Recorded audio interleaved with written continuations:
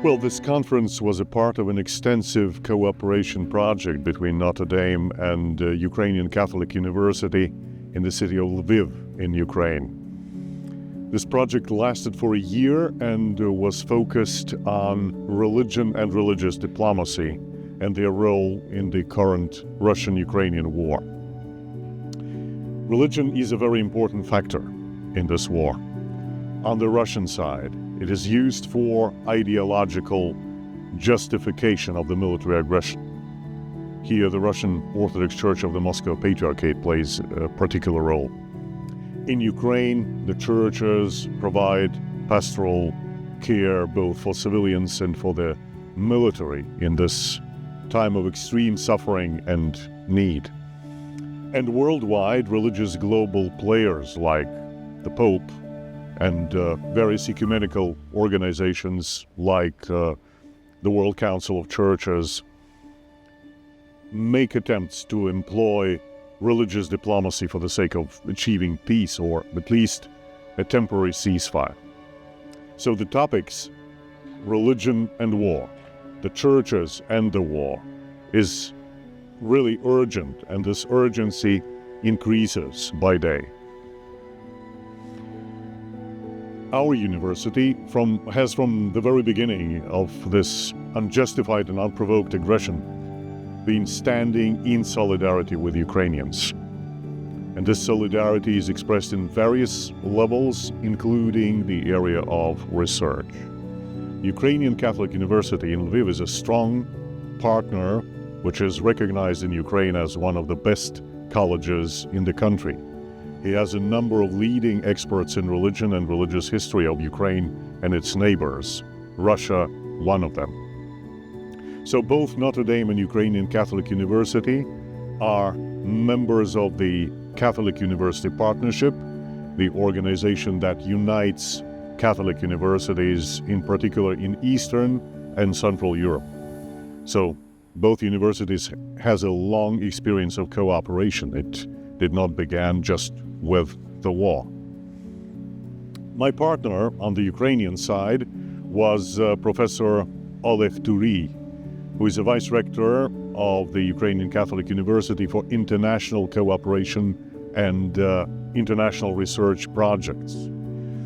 We planned an international conference which was held in June last year in Lviv.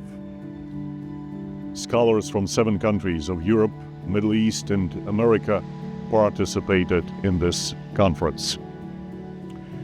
The goal was to bring together a truly global and diverse body of participants, scholars who explore the topics of war and peace from a theological perspective, experts in the history and present-day religious life of Ukraine and Russia, ecclesiastical diplomats, journalists covering religion and society in Central and Eastern Europe, Christian public intellectuals, church activists engaged in ecumenical work. The conference puts the ongoing military conflict into the context of the religious past and present in both Ukraine and Russia. And we wanted to come to a theologically informed understanding of the current situation and its global effect. The volume, The Church, the Churches and the War, includes the papers of this conference. The volume is published by the UCU, Ukrainian Catholic University Press. It came about with fantastic rapidity, just a little bit over half a year after the conference. And it's a nice volume, well done on the publisher's side. So I would like to express my gratitude to the publisher, particularly when we consider that they have been working in the circumstances of a full-scale war raging in their country. And I would like to say a word about the role of the Nanovic Institute in the project and the volume. Actually, the encouragement and the idea to address religious diplomacy along with other religion-related topics belonged to the Institute director, Clement Sedmak.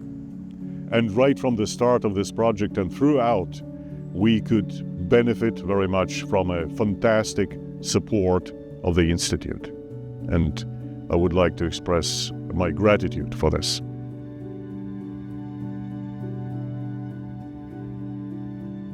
we discussed the question whether we should hold this conference online or in person. And there were arguments both in favor and against both options. But we finally decided to do it in person. And I think it was a right decision. Academics are used to security and tranquility, and they tend to distance themselves from the object of their study by pursuing as much uninterested objectivity as it can be at all possible. Both things are quite legitimate and necessary, of course, but the mission of intellectuals has always been also to read the signs of the times and, if necessary, issue a warning and a call for intellectual and moral conversion. There are moments in history, indeed, when the global situation becomes so fragile and insecure that it is necessary not to keep a distance, not to stay away from the center of conflicts and catastrophes, but quite the contrary, to go as close to it as possible, to encounter those affected, and to engage oneself morally, and even to take sides in some sense. At times we tend to think in two opposite extremes, either scientific objectivity or political involvement. And most of us, most scholars, are wary of being politically involved, with good reasons.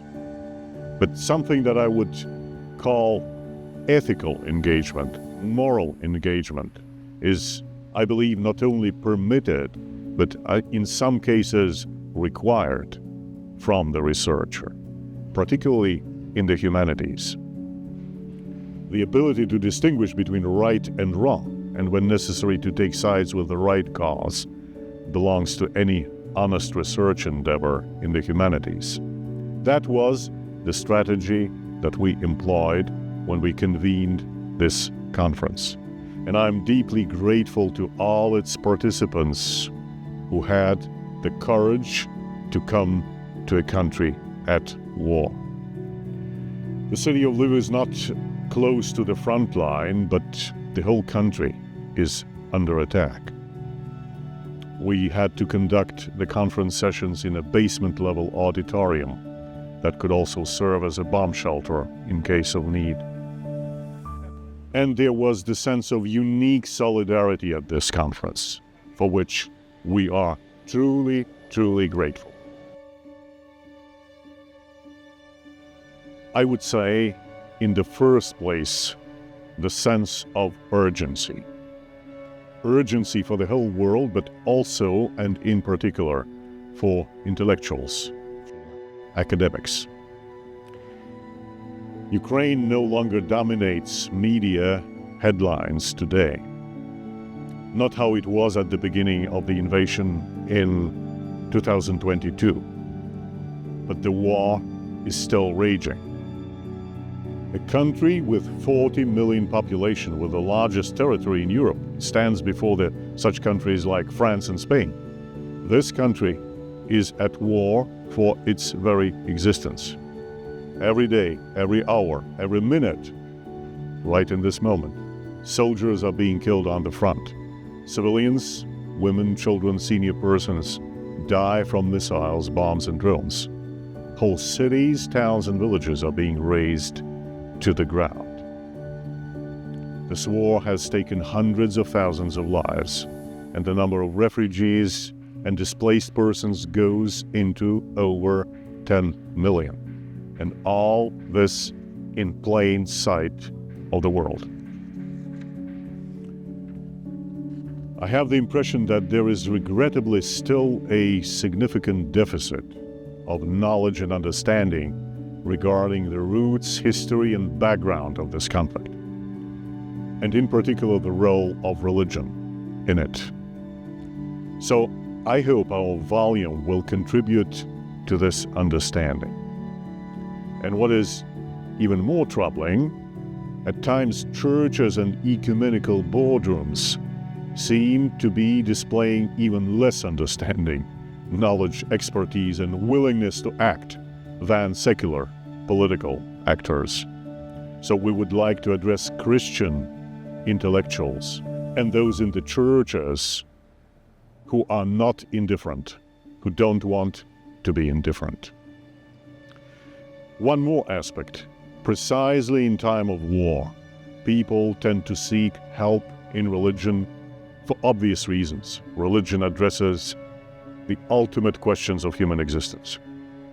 Precisely in such moments, it becomes particularly important to have the ability to test the spirits, according to the first epistle of John, to discern between genuine religious faith and political propaganda disguised as religion. What is happening in Russia now is a catastrophic moral collapse in a huge country. And the Christian church, the Russian Orthodox Church of the Moscow Patriarchate, plays a leading role in this process. The World Council of Russians, or the World Russian Council, and the statement which was adopted in the name of the Patriarch and signed by him, declares Russia's invasion of Ukraine, I quote literally, a holy war against Ukraine and the West.